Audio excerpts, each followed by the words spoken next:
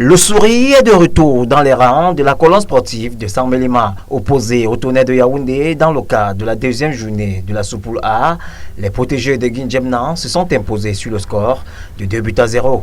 Il fallait une victoire pour laver la contre-performance de la première journée face au canon sportif de Yaoundé. Guinjemnan et ses poulains l'ont compris dans l'après-midi du 23 mars 2022 au stade annexe numéro 1 d'Olembe pour s'imposer face au TKC sur le score de 2-0 à la grande satisfaction de son entraîneur.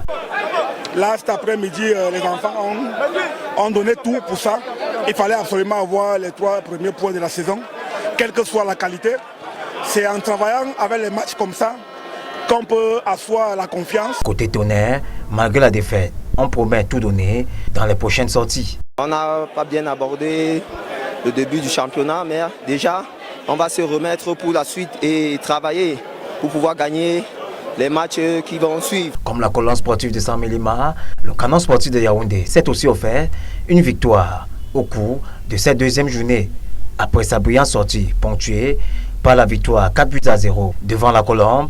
Biou et ses poulains ont enchaîné en s'imposant 2-0 face à la Panthère du Ndé. Voici du reste l'ensemble des résultats de la deuxième journée. Un but partout entre APGS et Fort-Vazur.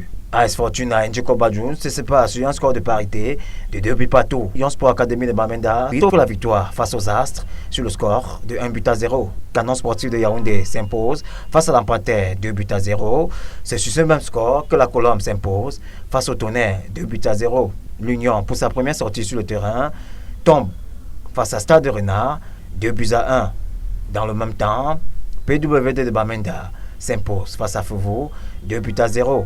Après le score de parité de la première journée, Ofta de Kribi tombe face à Avion du Cam.